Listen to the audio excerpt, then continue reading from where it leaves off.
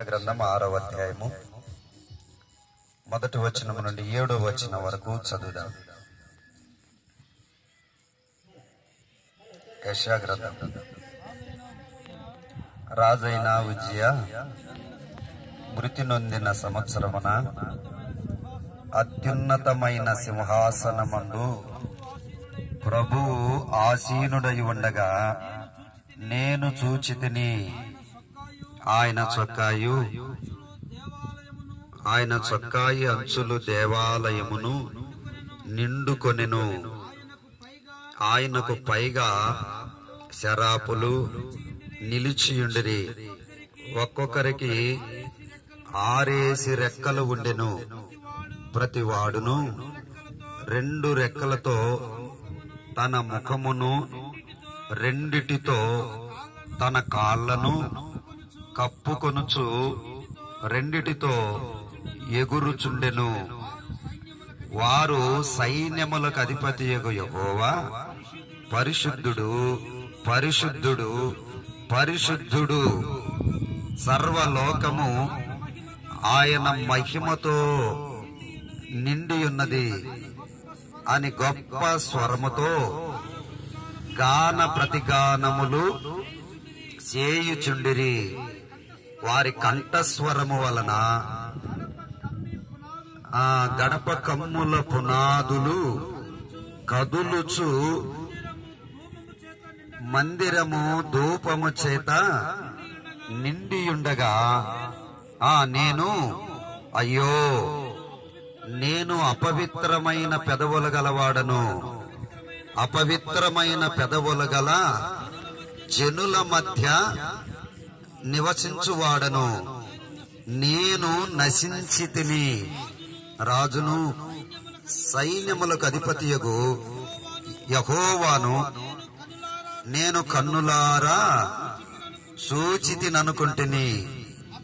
అప్పుడు ఆ శరూపులలో ఒకడు తాను బలిపీఠము మీద నుండి కారుతో తీసిన నిప్పును చేతబట్టుకొని నా యొద్దకు ఎగిరి వచ్చెను.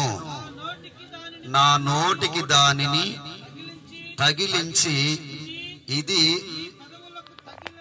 నీ పెదవులకు తగిలెను గనుక నీ పాపమునకు ప్రాయచిత్తమాయను, నీ దోషము తొలగిపోయెను, నీ పాప చిత్తమాయను తొలగిపోయెను అని ఆనాటి కాలంలో యెషయా భక్తుడు చూసినటువంటి గొప్ప దర్శనాన్ని ఇప్పుడు మనము విన్నాం.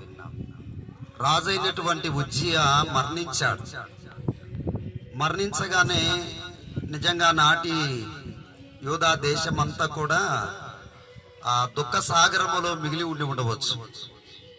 భయంకరమైనటువంటి వేదన బాధతో ఉండి ఉండవచ్చు. అయితే ఇక్కడ యెషయా గారు ఒక మంచి శ్రేష్టమైనటువంటి పరలోకములో జరుగుతున్న దర్శనాన్ని ఆయన చూస్తా ఉన్నాడు. ప్రవక్తలందరికంటే గొప్ప ప్రవక్త, పెద్ద ప్రవక్త యెషయా ప్రవక్త. క్రీస్తు ప్రభువారు ఈ లోకానికి వస్తాడని, జన్మిస్తాడని, పాపుల కొరకు మరణిస్తాడని, తిరిగి లేస్తాడని అనేకమైనటువంటి గొప్ప సంగతులు ప్రవచించినటువంటి ప్రవక్త యెషయా ప్రవక్త. అయితే ఆయన అత్యున్నతమైన సింహాసనమందు దేవుడు ఆసీనుడై ఉండట నేను చూచితిని అని అంటా ఉన్నాడు. అలాగనే శరాపులు, కెరూబులు అనగా దేవుని దూతలు అని, మహాదూతలని పుట్నోట్లో వ్రాయబడి ఉంది కింద. శరాపులు అంటే మహా దూతలు. ఆ దూతలు ఒక్కొక్క దూతకు 6 రెక్కలు ఉన్నాయట. 2 రెక్కలతో ఏమో ముఖాన్ని కప్పుకున్నాయి, 2 రెక్కలతోమో కాళ్ళు కప్పుకున్నవి, 2 రెక్కలతోనేమో ఏం చేస్తామన్నాయంట, ఎగురుచు ఇలా పలుకుతా ఉన్నాయి. సైన్యములకు అధిపతియగు యెహోవా ఏమంట, పరిశుద్ధుడు, పరిశుద్ధుడు, పరిశుద్ధుడని గాన ప్రతిగానములతో ఆయనను స్తుతిస్తా ఉన్నారు. నిజంగా తండ్రి అయినటువంటి దేవుడు సైన్యములకు అధిపతి అయినటువంటి దేవుడు ఆయన నిత్యము స్తోత్రార్హుడు. దూతల చేత నాటి కాలములో ఆరాధించబడినటువంటి వాడు రక్షింపబడిన పరిశుద్ధుడు ద్వారా ఈనాడు ఆరాధించబడతా ఉన్నాడు.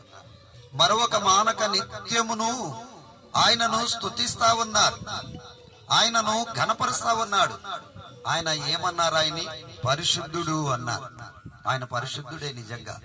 ఏ పాపము లేనటువంటి వాడు, ఏ దోషము లేనటువంటి. ఇప్పుడు గమనించండి, రకరకాల తర్కాలను